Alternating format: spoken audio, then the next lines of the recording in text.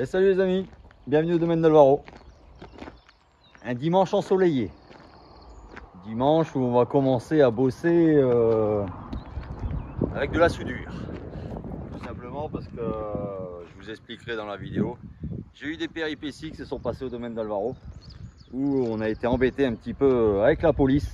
Et alors j'avais déjà prévu, j'avais déjà commencé à travailler là-dessus en amont. Mais bon, il y a un événement qui est arrivé cette semaine et là ça m'a fortement embêté, donc ça me pousse à avancer encore plus vite là-dessus. Donc aujourd'hui, ce que vous allez voir, c'est la pose d'un nouveau portail. Qu'est-ce qu'on va voir aussi? On va aller faire un petit tour au potager et puis si on a le temps, on ira voir nos petites copines les abeilles. Allez, on est parti pour cette nouvelle vidéo.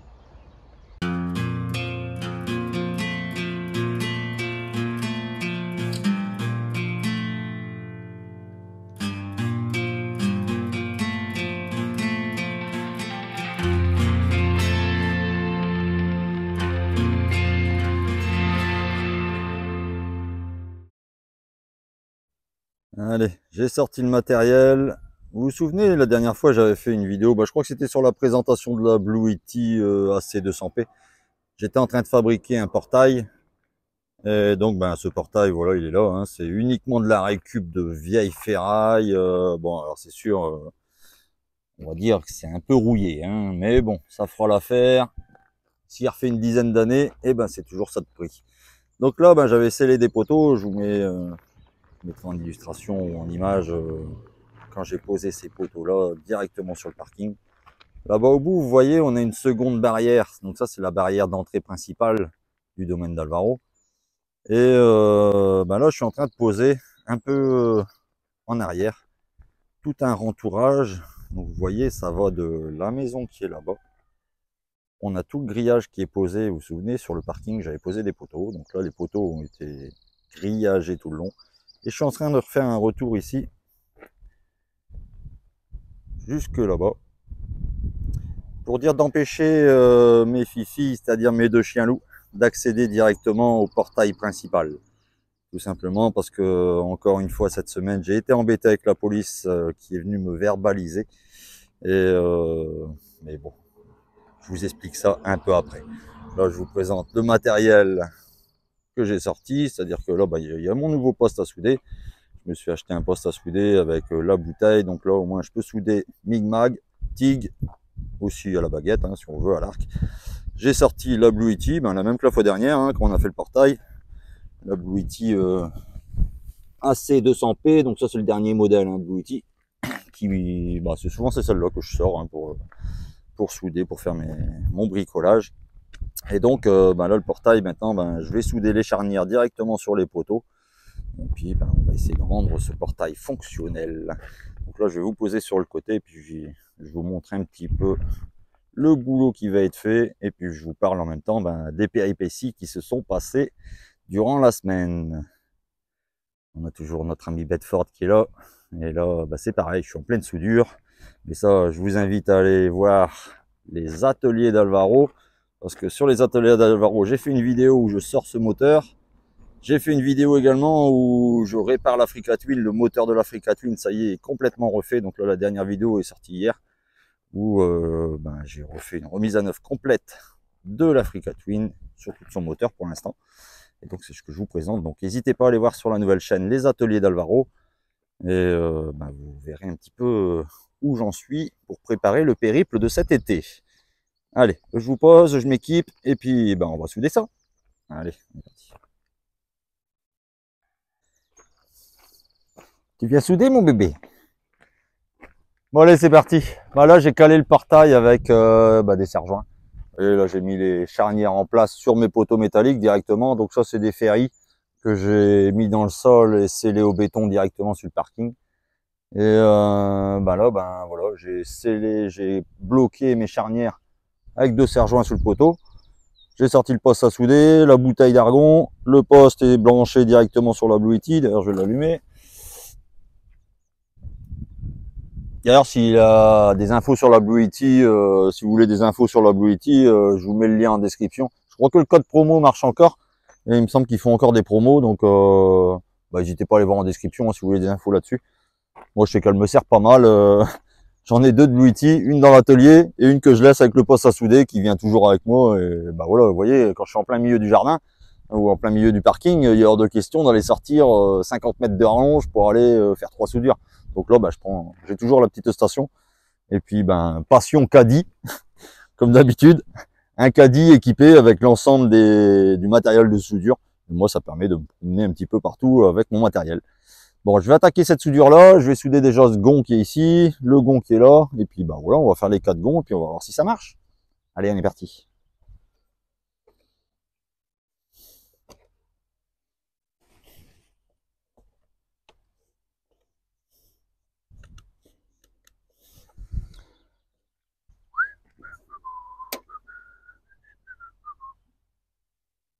Ah ouais, faut que j'allume les prises, sinon ça va pas.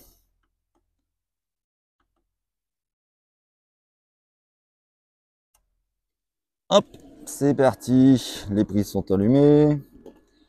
Alors mon matos, la petite torche à souder. Où est-ce que j'ai mis ma pince coupante? Bien sûr. Je l'ai laissé poser là-bas sur la table. J'arrive. Putain, je vois vraiment pas clair. Hein. Je l'avais prise. Alors là, pour le coup, bah, comparé au poste à l'arc, on n'a pas besoin de marteau, on n'a pas besoin de brosse, on n'a besoin de rien, à part une pince coupante. Il faudra que je nettoie un petit peu ma buse. Mais la pince coupante, elle nous sert à couper le fil. Parce que là, sur un poste Mig-Mag comme ça, ben, c'est du fil qui déroule au fur et à mesure. Là, je sais pas si mes réglages vont être bons parce que j'ai laissé ça comme, comme quand je faisais la tôlerie. Donc là, c'est beaucoup plus épais à mon avis. Ça va être un petit peu plus dur. Hein. Je vais donner un petit coup de brosse métallique quand même. Parce que mes poteaux sont bien rouillés. J'aurais peut-être dû donner un coup de meule avant.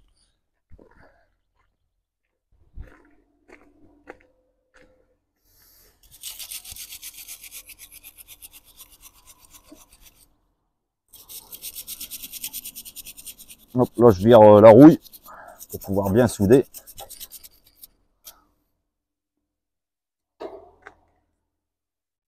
J'ai déjà fait un cordon là-bas en haut. Peut-être retaper un petit peu le gond. Voilà, on va bien le mettre droit tant qu'à faire avant de le souder. Bon allez. Fermez les yeux. Ah non, c'est pas la peine, vous êtes derrière un écran. Est-ce que j'ai allumé le poste déjà? Le casque. Ah bah il reste allumé en plus. Eh, j'ai pas mis mes gants. Alors quand vous soudez, protégez-vous bien parce que ça émet des ultraviolets.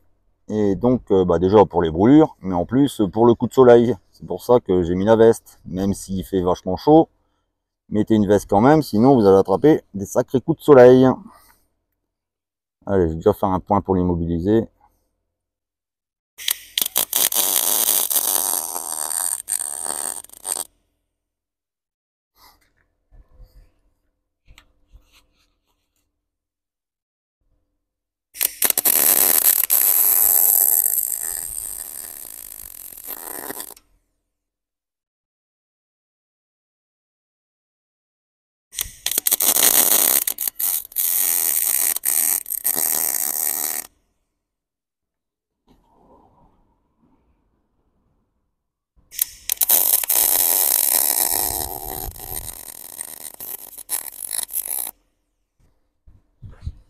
Oh, ça brûle. Qui est tombé dans la manche quand même, oui.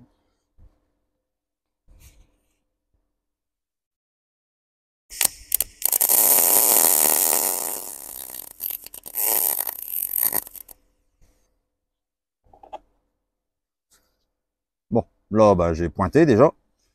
Donc, normalement, si j'enlève mon serre-joint, ça tient. Ça tient.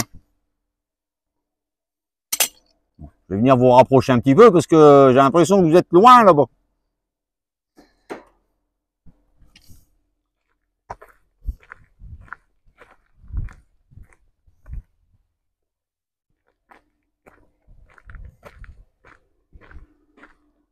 Vous voyez ma charnière.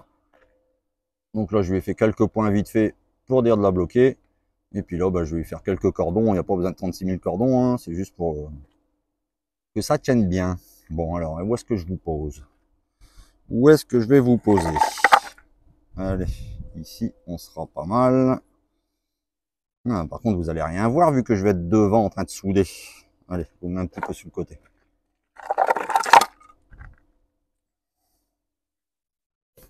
Hop. Là, on est pas mal. Allez.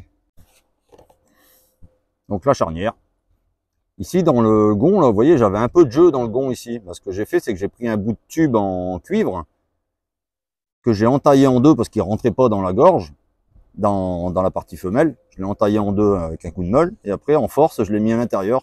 Comme ça, bah, ça m'a réduit le jeu entre la pommelle mâle et la pommelle femelle. Et maintenant, bah, j'ai quasiment plus de jeu. Et en fait, le cuivre, en plus, eh ben, il va faire office de lubrification, on va dire. Hein. C'est un matériau doux comparé à l'axe de la pommelle. Donc, c'est lui qui va faire le... Ah, il y a les chiens qui ont entendu quelque chose. Bon, allez, on va souder ça.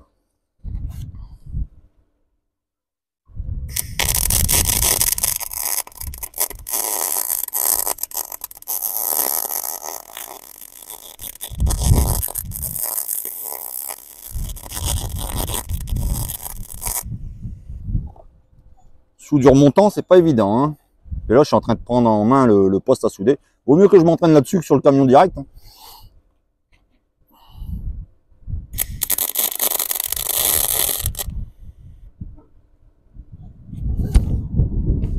Quelque chose qui bloque mon câble. Voilà.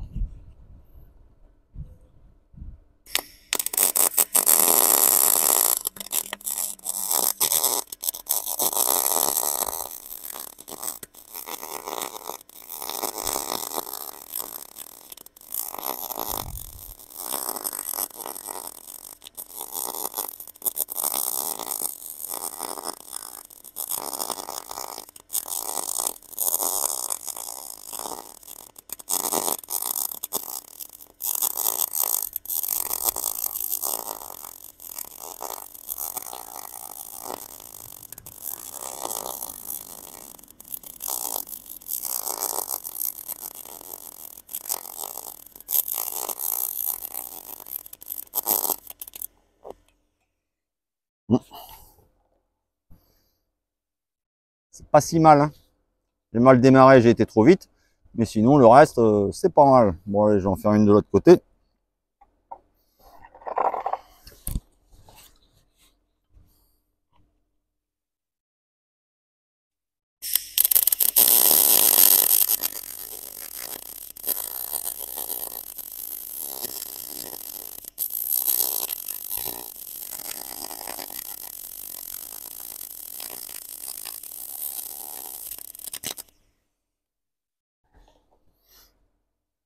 C'est magnifique ces postes-là. Alors là, c'est un poste que j'ai acheté. Hein. Alors c'est du Vévor. Mais bon, de toute façon, Vévor, j'ai arrêté le partenariat avec eux. Je trouve que c'est des trous du cul. Et puis en même temps, le matériel, il y en a beaucoup que c'est pas trop quali. Par contre, là, pour le coup, le poste à souder, bon, je vais pas leur faire de la marque. Hein, ils veulent plus me sponsoriser. Mais bon, je trouve que franchement, ça marche bien. Hein. Vous pouvez y aller. Moi, voilà, je l'ai acheté. Hein, 270 balles. Et ben franchement, ils marchent pas trop mal leur petit poste.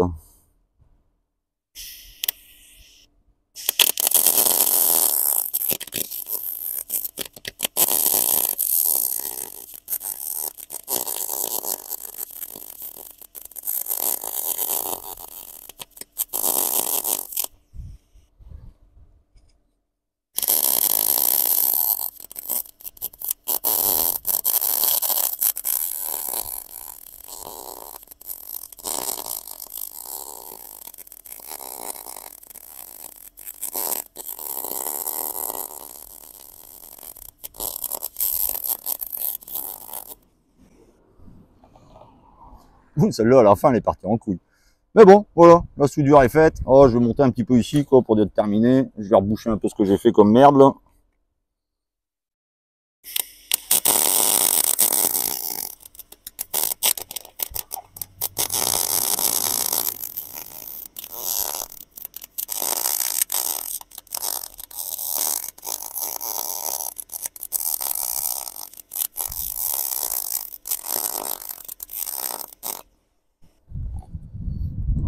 faire bouger ma merde du bas.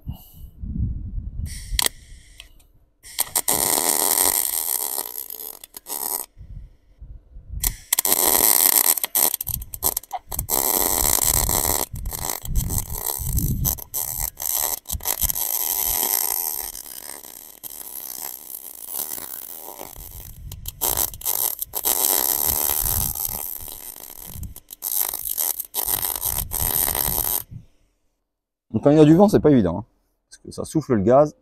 Là, j'ai fait une petite coulée, mais bon, voilà. On va y mettre un petit coup de molle là-dessus. Allez, je vous éloigne un petit peu.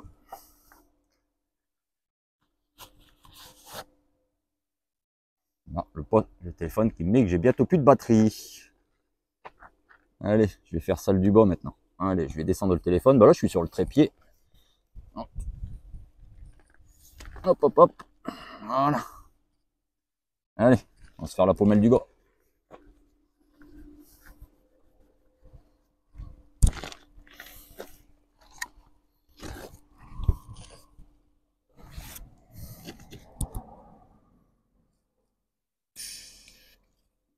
Ah, vous voyez, quand le fil il sort beaucoup comme ça.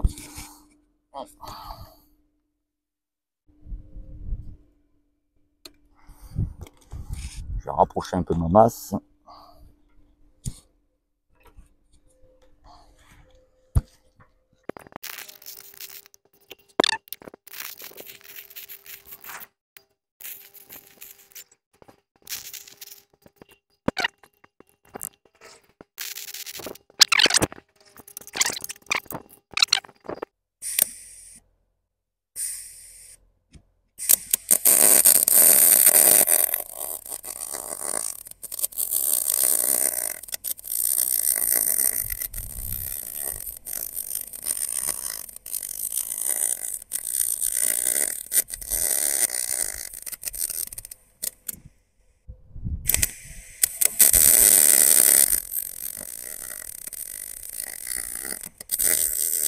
On a largement assez.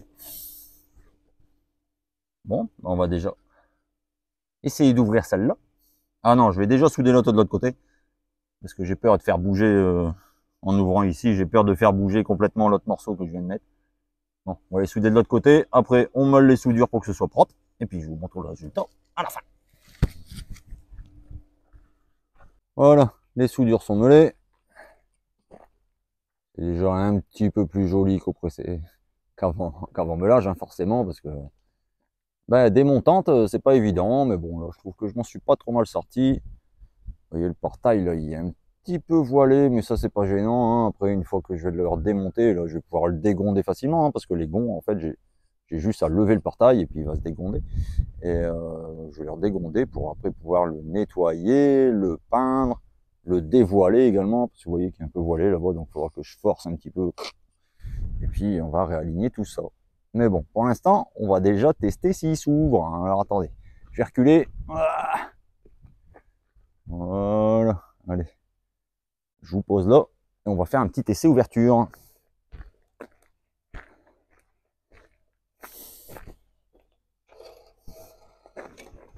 J'ai encore les cales qui emmerdent le monde.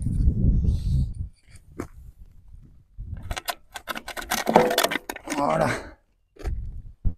J'espère qu'il va pas trop redescendre. Oh, ça descend beaucoup quand même, hein. Alors j'avais calé un petit peu plus ici, c'est-à-dire que la cale que j'avais mis au milieu était un peu plus épaisse exprès pour dire que quand il redescend, on va voir ce que ça va donner si l'alignement n'est pas trop dégueu. Hop.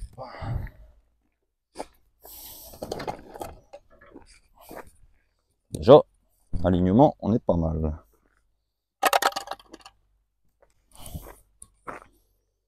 Ouais. Vous voyez l'histoire? Bon, on est pas mal, hein. Ça a l'air de tenir. Ça s'ouvre bien. Est-ce que ça va s'ouvrir jusqu'au bout? Parce que là, justement, j'ai mis les pommelles de ce côté-là pour pouvoir ouvrir le portail complètement et dire qu'il s'efface de l'entrée au cas où je dois rentrer soit un tracteur, les voitures. mais aussi surtout qu'il reste pas perpendiculaire, parce que c'est toujours chiant, je trouve, un portail qui resterait ouvert à la moitié. Vous voyez, si j'aurais mis les pommelles à l'intérieur, eh ben, j'aurais pu ouvrir que comme ça. Tandis que là, le fait que je les ai mis de ce côté-ci, et ben là, je vais pouvoir ouvrir le portail complètement.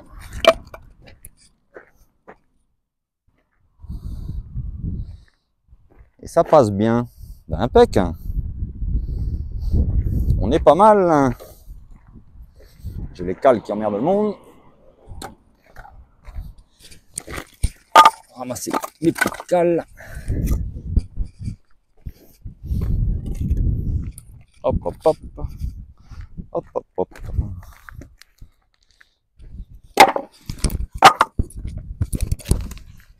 Je regarde si le micro il reste allumé. Ouais, ça va. Parce que tout à l'heure il s'était éteint.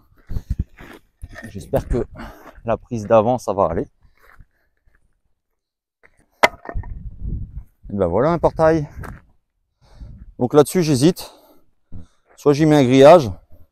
J'hésitais à mettre des planches en bois également. Ça pourrait faire joli.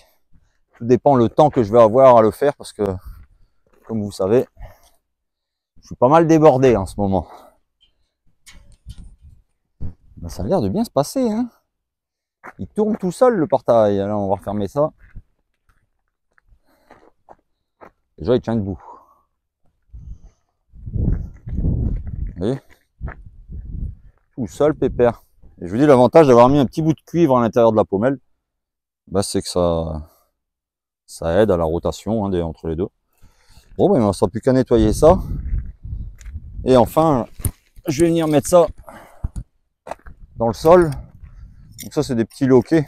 Vous voyez, c'est des trucs avec un contrepoids. Donc, c'est-à-dire que le portail, quand il s'ouvre, il vient là-dessus, là, il vient appuyer là. Hop, ça fait basculer le petit truc. Le portail, il passe au-dessus. Et le contrepoids fait que ça retient le portail. Donc ça a scellé dans le sol. On a des petites pattes. Donc il va falloir que je vienne sceller ça de chaque côté pour éviter que quand j'ouvre le portail, avec le vent, vous voyez, là il bouge le portail. Donc je vais le mettre ouvert à fond. Je vais aller sceller ça dans le sol là-bas derrière. Et au moins comme ça, le portail il sera bloqué. En gros, ça va être en bas hein, dans le sol, hein, mais ça va faire un truc comme ça. Et puis le portail, voilà, ça va tenir le portail grand ouvert. Eh ben, un petit bricolage du dimanche matin.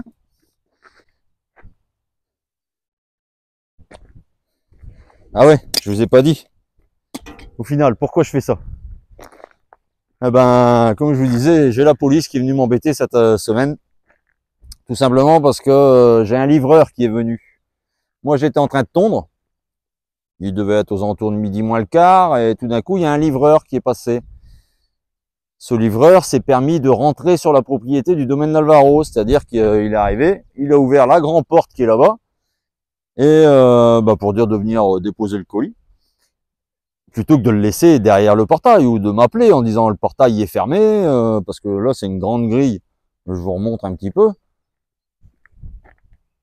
Vous voyez là-bas au fond.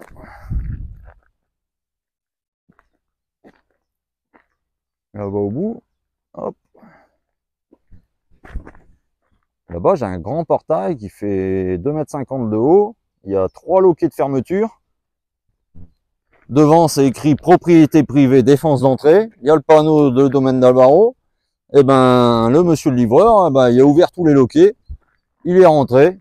Il a jeté le colis à l'intérieur. Et puis, il a laissé sauver les chiens. C'est-à-dire que mes 2 chiens loups se sont sauvés.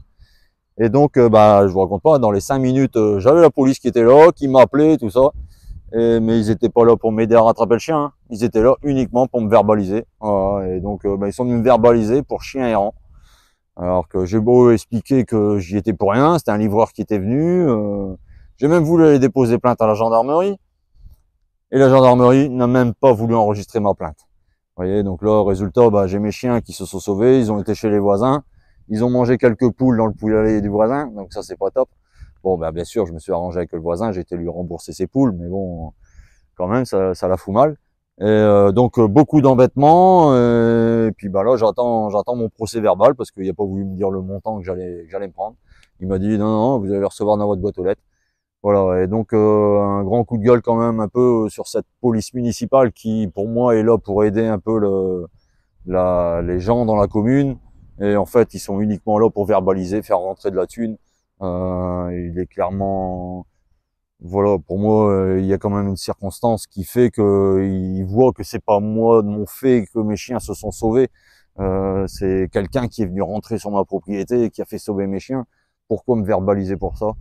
Dégoûté, enfin vous savez, surtout quand on n'a pas beaucoup d'argent, quand on se prend des prunes comme ça pour des conneries, en plus rembourser les poules, bon, enfin bref, pour l'instant voilà, j'ai tout pour moi, je peux rien faire, mais bon, c'est comme ça. Alors du coup, ben voilà, j'ai recréé un entourage plus loin que le portail pour faire un deuxième portail, et ce sera une zone de non-droit pour les chiens en fait, hein. Les chiens n'auront pas le droit, et mon portail qui se barre, les chiens ne pourront plus accéder jusqu'à l'entrée principale. Et j'espère que ben ça évitera qu'ils se sauvent, parce que si quelqu'un voilà ouvre mon portail, ben j'ai pas envie que mes chiens se ressauvent dans la nature. Donc là maintenant ben je suis obligé de me cadenasser chez moi. Vous vous rendez compte, il m'a dit que c'était de ma faute parce que j'avais pas fermé mon portail à clé. Et je dis je suis en train de tondre ma pelouse, je suis là juste à côté. Je dis de où on doit s'enfermer à double tour chez soi. Enfin bref, j'étais un petit peu dégoûté. Mais bon, il fait du soleil, on va pas se laisser abattre. Là, bah, je crois qu'il doit pas être loin de midi, donc je vais aller me verser un petit apéro, et puis après, bah, on va aller faire du jardinage. Allez, à tout à l'heure.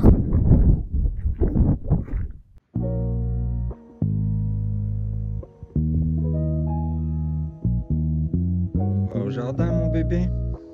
On va faire un petit tour au jardin. Allez, c'est parti.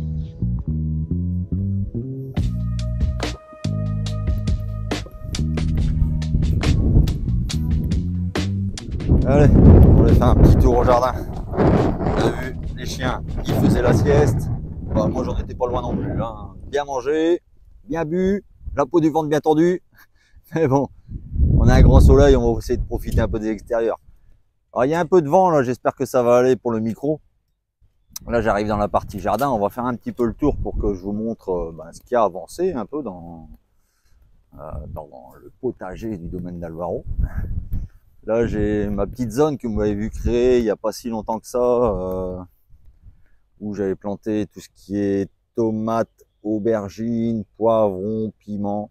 J'en ai une paire qui se sont fait déglinguer par les limaces, mais bon, dans l'ensemble, ça va encore. Bon, là, on voit que ça commence à avoir soif.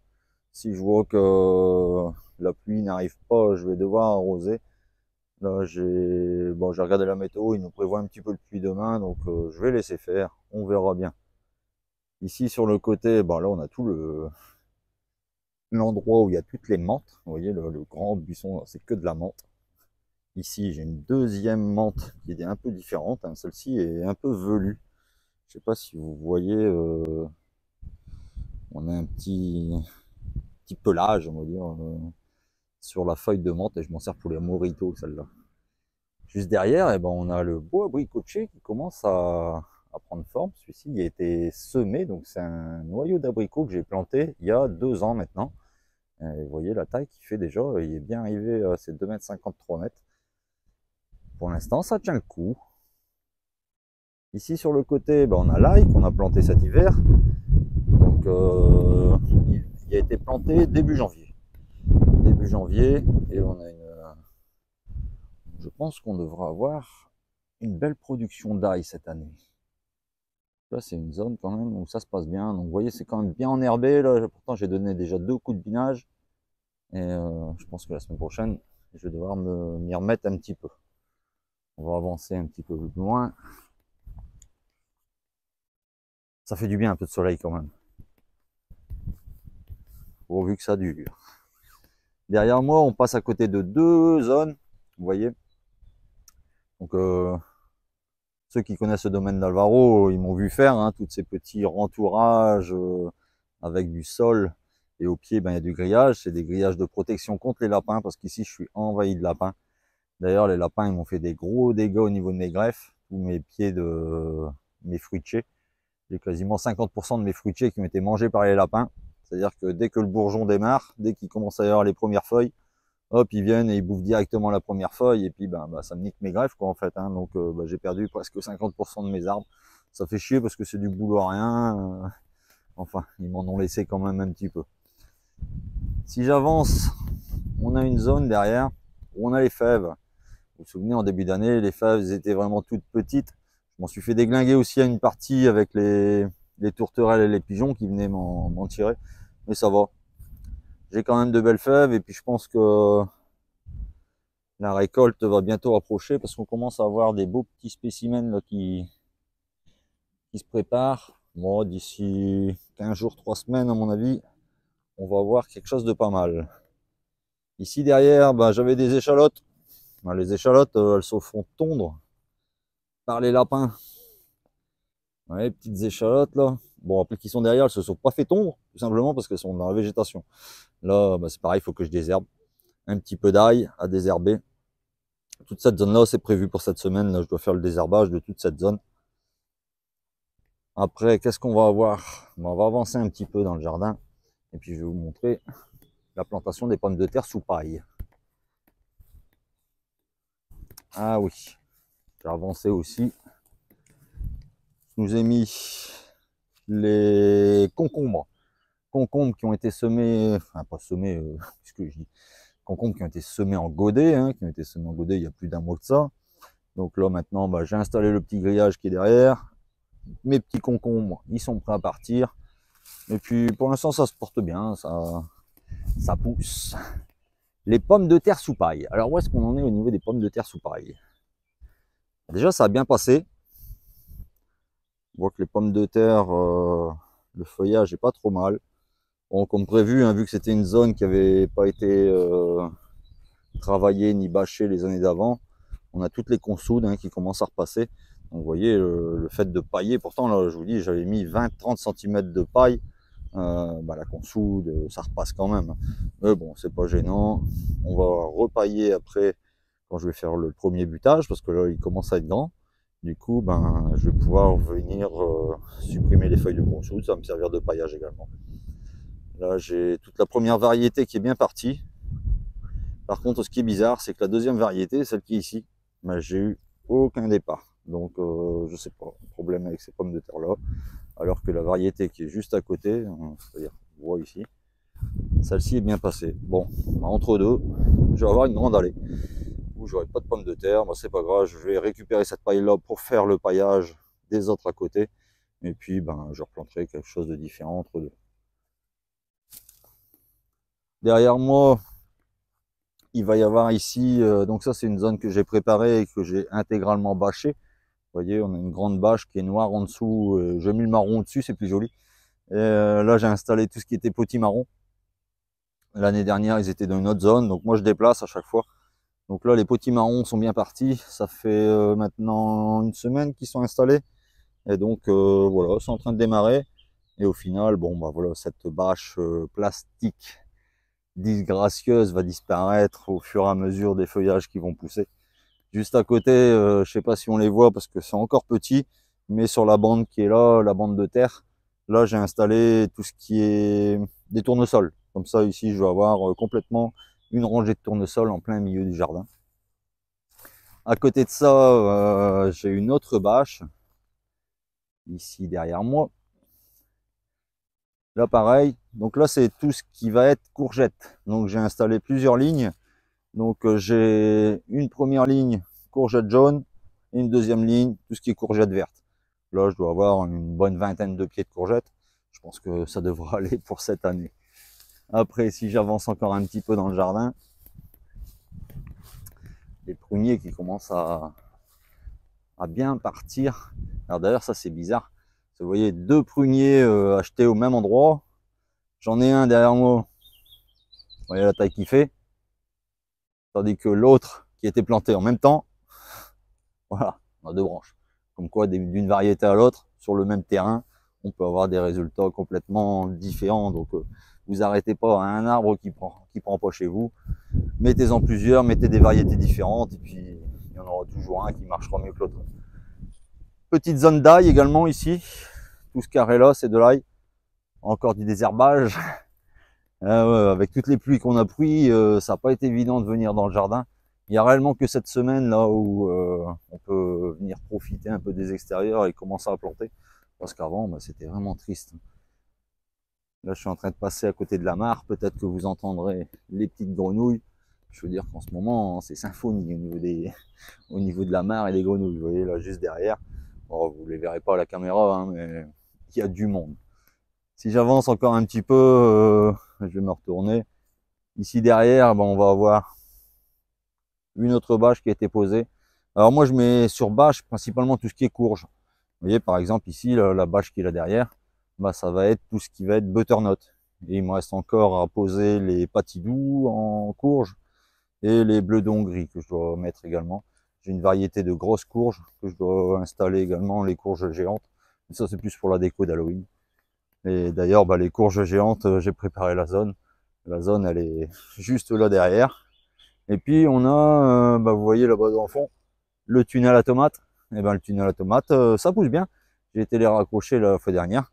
D'ailleurs, on va aller y faire un petit tour. Comme ça, je vous montre un peu où est-ce que j'en suis au niveau tomates. Ouais, je vois les fifis à côté qui sont juste à côté de leur mare. Elle s'éclate, hein. Forcément, il y a du lapin. Donc, du lapin, elle, ça cherche les bébêtes, ça cherche les lapins. Et comme je vous disais, la mare que j'ai fait, ben, vous voyez un peu l'utilité d'avoir une mare dans le jardin. Et ben, les chiens, eux, voilà, ils viennent se poser là à l'ombre. Et puis, ben, ils profitent de l'eau qui est là juste à côté.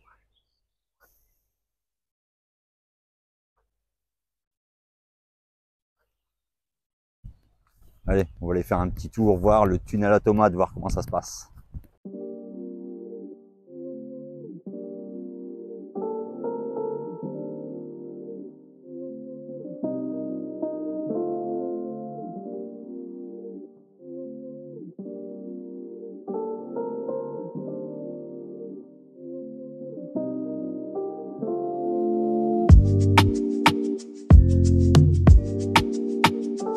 Allez, on s'oriente vers la serre.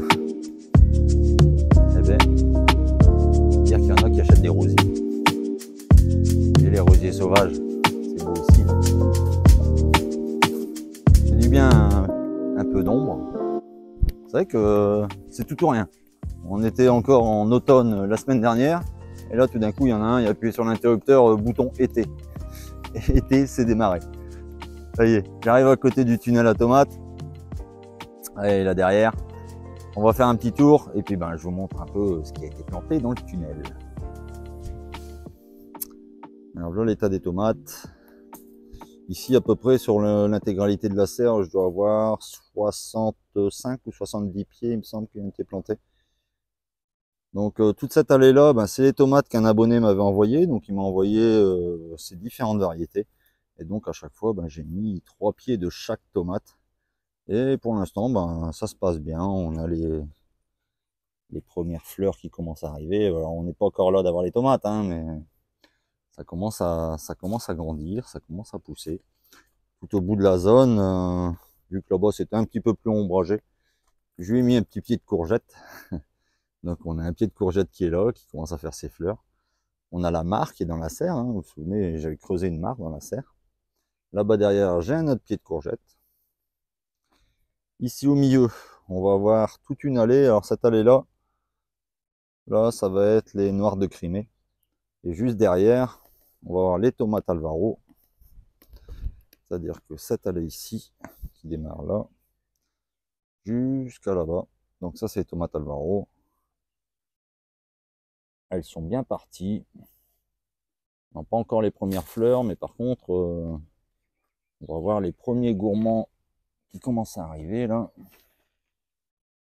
Et donc moi, sur la variété Alvaro, j'enlève les gourmands.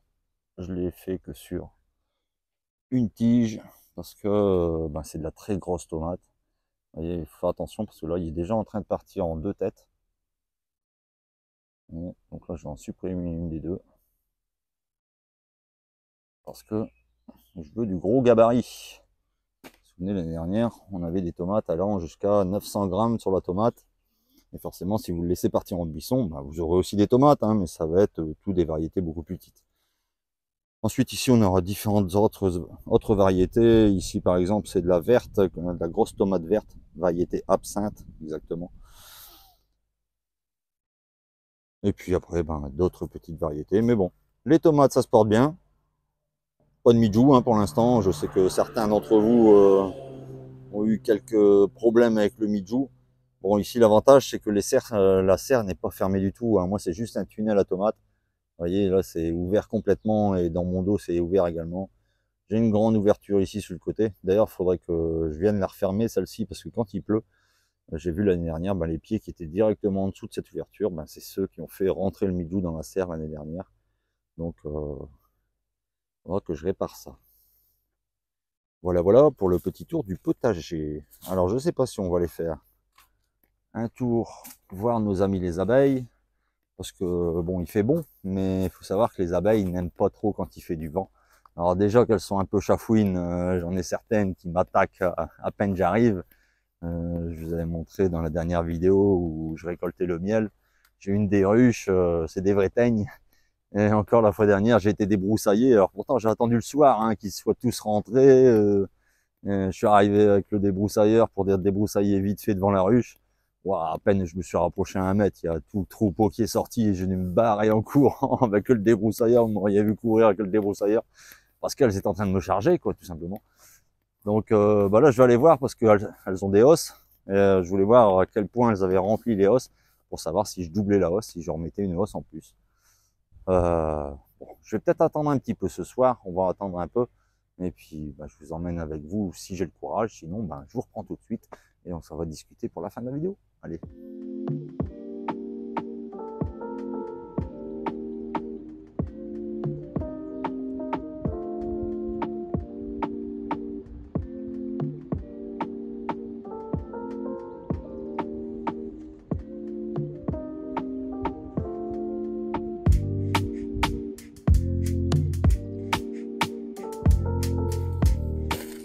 Bon, et ben comme vous l'avez compris, je me suis motivé à venir voir nos petites copines. Bon, vous voyez là l'exemple, là, c'est 2 essaims que j'ai récupérés cette année. Il y en avait un qui était assez gros, hein, même très gros, que j'avais dû mettre en ruche directement. Et bah, vu qu'il était gros, je lui avais mis une hausse directement. Donc on va aller voir tout à l'heure dans la hausse pour voir s'ils ont commencé à construire, s'ils ont fait du miel. Hein. Et puis je voulais voir celle-ci également, parce que celle-ci c'était un petit essaim, et j'étais pas sûr d'avoir eu la reine. Donc bah, là je vais le visiter pour voir bah, si c'est pondu, s'il y a une reine, et puis bah, ça serait bien qu'on la voit d'ailleurs la reine. Donc voilà, je me suis équipé. Normalement celles-ci elles sont à peu près tranquilles. Je me garde la dernière, les casse-couilles pour la fin. Allez, on va regarder ça. Je vais faire un peu de place ici tout autour parce que la végétation, ça a poussé. Hein. Je disais, je suis venu passer un coup de débroussaillage là. Celles-ci, elles m'ont pas trop embêté. Par contre, les autres, ouais, les autres, elles m'ont sauté à la gueule.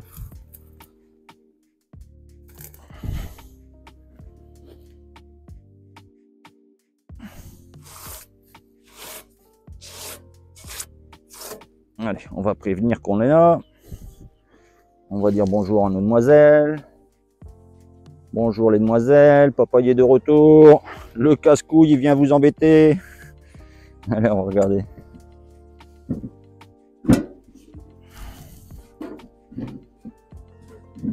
Eh bien, j'arrive pas à enlever le couvercle. Toujours chiant qui se bloque comme ça. Arrête-t-elle pour les énerver?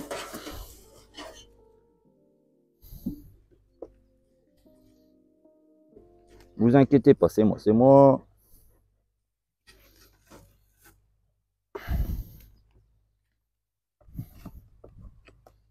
C'est pas trop propolisé. Oh, on a un bel essaim en construction quand même. Vous voyez, il est tout réparti sur ce côté-là. Alors, je vais essayer de vous rapprocher pour que vous voyez un peu mieux.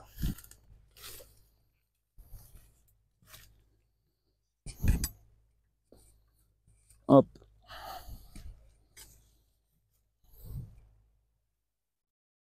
Voilà. Parce qu'après tout, c'est elle les stars. Et vous voyez, signe qu'à mon avis, il y a bien une reine.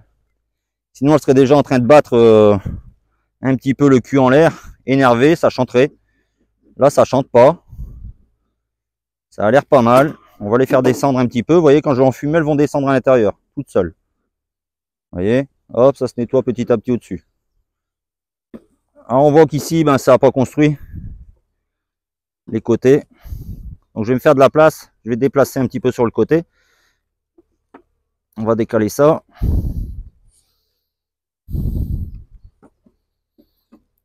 Et on va aller voir.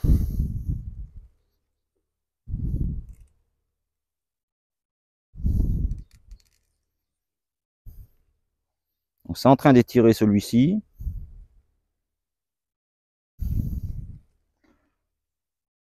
On a du stock, un peu de miel là sur le côté.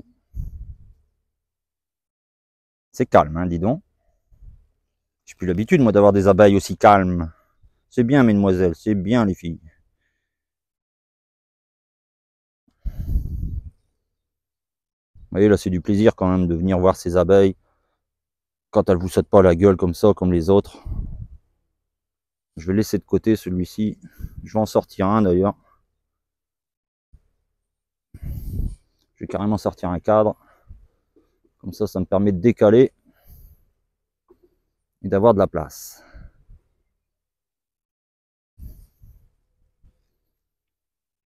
C'est pas trop propolisé malgré tout. Alors, le deuxième.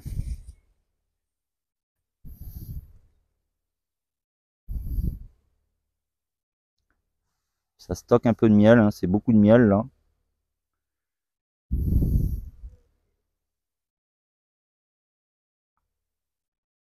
C'est beaucoup de stock. Là, on va s'approcher un petit peu du centre pour aller voir si c'est pondu. Donc là, je les embête pas parce que je vois que ça s'est bien multiplié quand même. Elles sont chiantes les barrettes du bas là. J'ai toujours du mal à remettre le bas. Voilà. Alors, on est déjà en train de faire la sieste, les fifis. Et la tenue de cadre, là, c'est magnifique, hein, je trouve, comparé aux autres.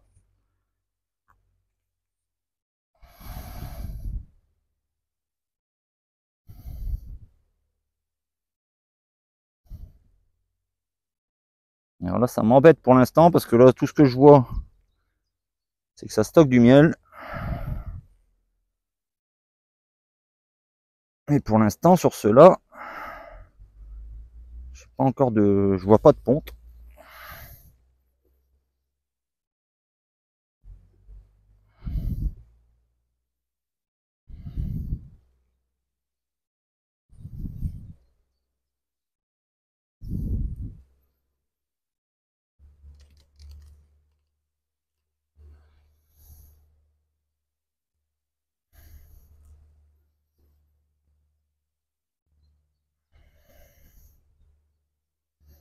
Alors, je regarde en même temps si je vois la reine.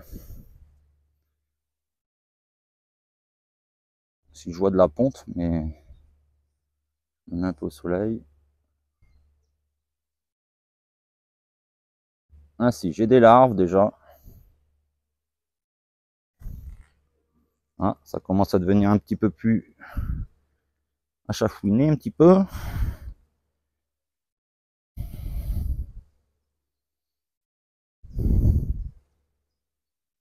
J'ai pas encore vu la reine, hein, mais en même temps elle n'est pas marquée et quand on a beaucoup d'abeilles comme ça, c'est pas évident.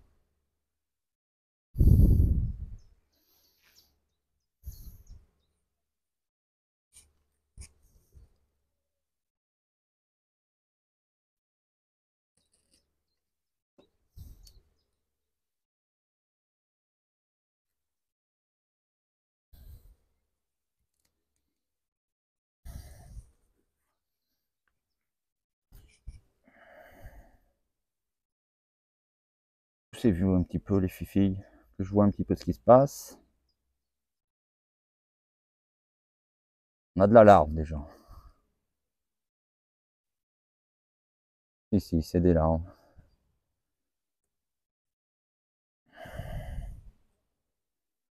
Ça m'embête, c'est que j'ai pas vu la reine.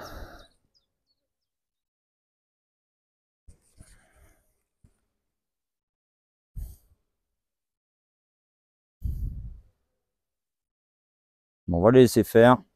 C'est en train de se mettre en place. Allez, on va aller voir un petit peu au-dessus. Donc celle-ci, vous voyez, il y a une hausse dessus. C'était vraiment pour dire d'en mettre une.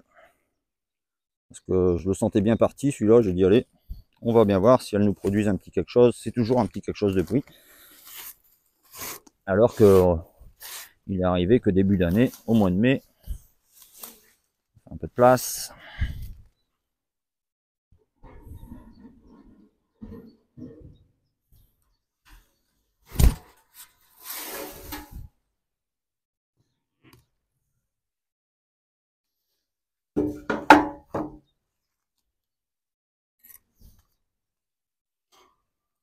On va dire bonjour devant. Bonjour mesdemoiselles.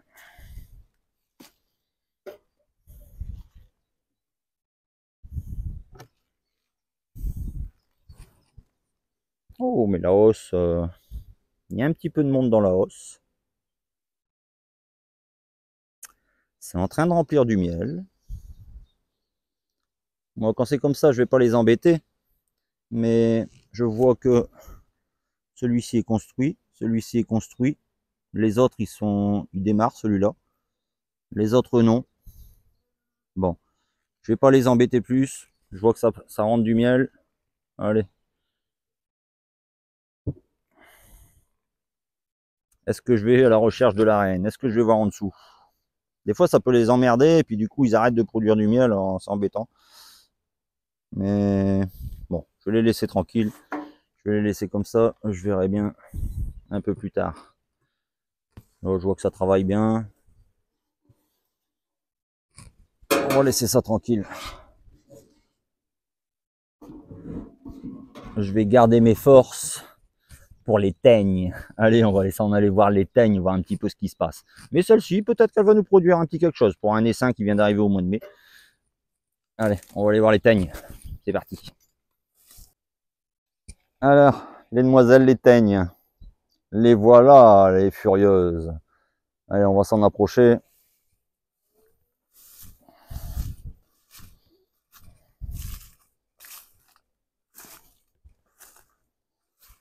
Voilà. Bon, je vous installe là. Normalement, vous devriez bien voir. Et puis, on va regarder si elles nous ont rempli de nouveau la hausse à miel. Ici, il faut la doubler. On va voir ça. Et ouais, déjà, ça chafouine déjà. Hein, c'est celle-ci, je peux vous dire que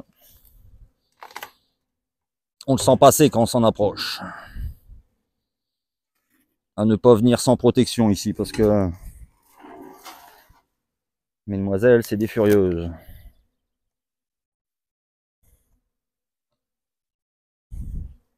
Vous entendez le bruit que ça fait? Je sais pas si on entendra bien au micro.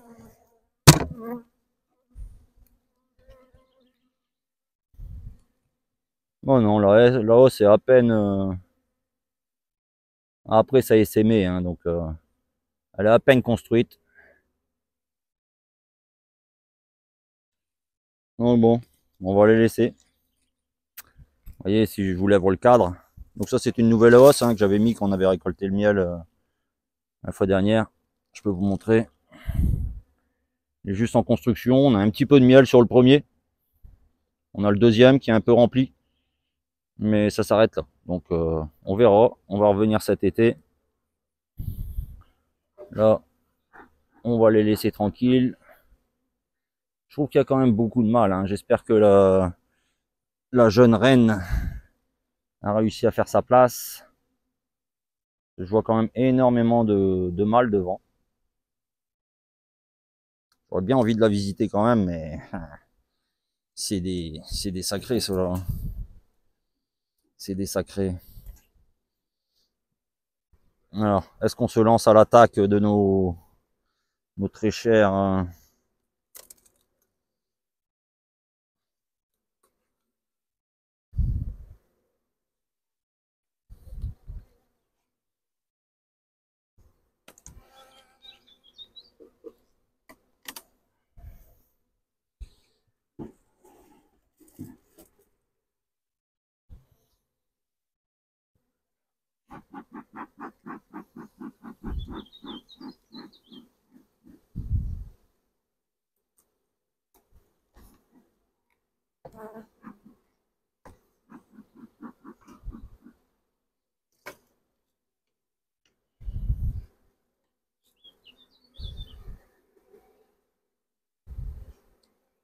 Là, par contre, c'est bruyant là-dedans, c'est bruyant.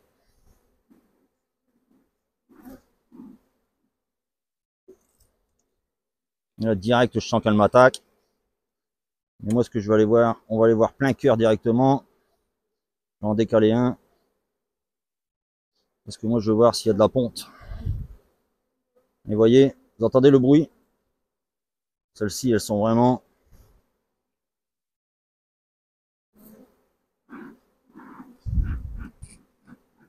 agressives. Vous voyez la différence de comportement? Là, j'en ai plein qui m'attaquent. Je sais même pas si je vais pouvoir continuer la visite parce que elles sont vraiment en train de m'attaquer de partout. C'est vraiment une souche pas commode, cela. Hein. Est-ce qu'on a du couvain? Qu'est-ce que ça donne là-dedans? Oh là, on n'a pas des masses de couvain là.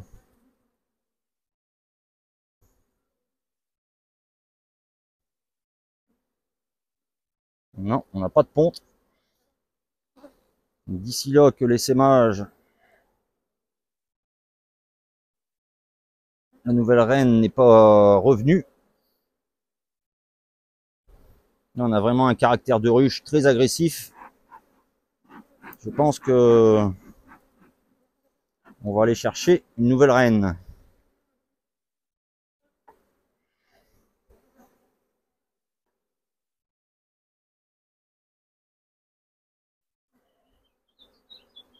Ah ouais, il n'y a plus de ponte.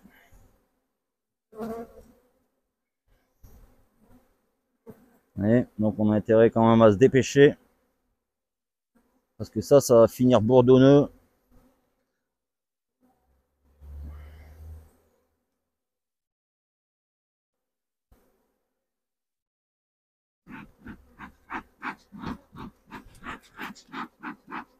Allez les copines. Ça m'attaque de partout.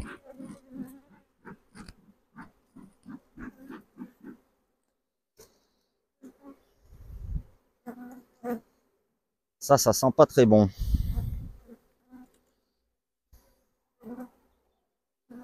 Bon. Ça va être dur à rattraper ça à mon avis. Pour moi ça a essaimé. Mais maintenant elle se retrouve orpheline, j'ai l'impression. Là j'ai énormément de mal. C'est fort agressif. Oh, bah.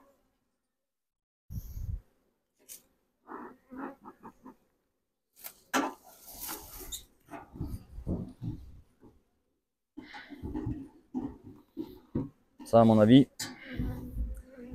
si je remets pas une reine rapidement, c'est une ruche qui va être condamnée. Vous voyez, j'ai énormément de mal là devant.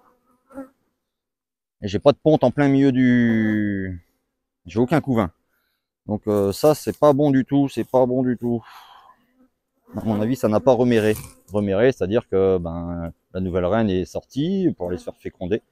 Peut-être qu'elle s'est pas fait féconder. Bon, allez, on rentre et on débriefe.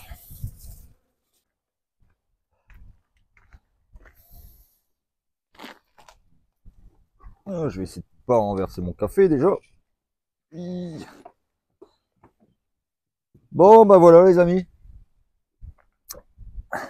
Petite visite bien sympathique avec nos petites abeilles.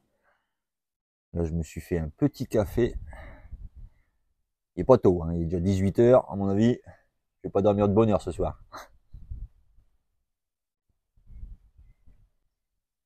Alors, qu'est-ce qu'on peut conclure de cette petite visite? Moi, j'ai fait le tour des 5 ruches au total. Hein. Je vous ai pas tout montré, hein, parce qu'après, sinon j'avance pas et je me fais attaquer de partout le temps que je bouge la caméra et tout ça. Donc, c'est pas évident de filmer avec les abeilles. D'autant plus que pour allumer le téléphone, à chaque fois, ben, je suis obligé d'enlever les gants quand il se met en veille pour dire de le rallumer, remettre les gants. Donc, c'est une vraie misère. Enfin bref, sur les 5 ruches, pour souvenir, j'en ai une qui avait passé l'hiver. Celle qui a passé l'hiver, elle m'a donné ma première hausse de miel au printemps. Hausse de miel qu'on a récolté ensemble sur la vidéo d'apiculture, là, sur la vidéo où je produis le miel. Si vous n'avez pas vu, ben, montez un petit peu en arrière dans les vidéos du domaine d'Alvaro, vous verrez, il y a une vidéo qui montre comment j'ai extrait le miel. Et donc, ben, cette ruche-là, par contre, j'ai pas l'impression qu'elle est en grande forme. Alors, elle m'a donné beaucoup de miel. C'est la plus terrible des ruches parce que elle m'attaque dès que je l'approche. Et là, c'est encore pire.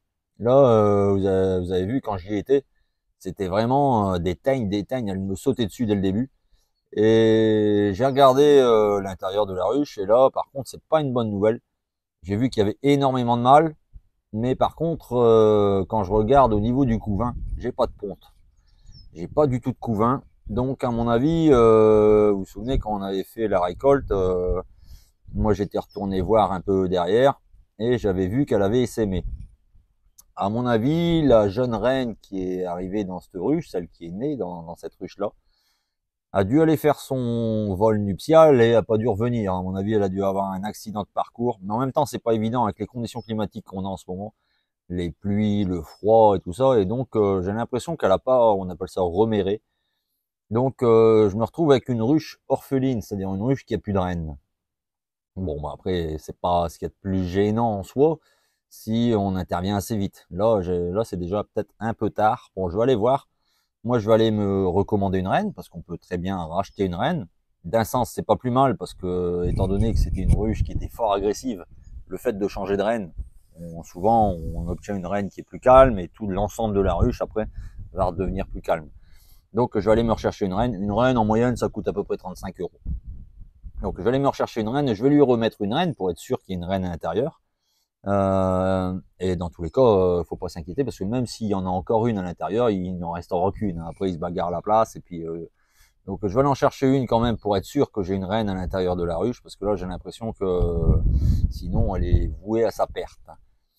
Les 4 autres ruches que j'ai, donc au total, j'en ai 5, hein, 4 que j'ai récupérées cette année.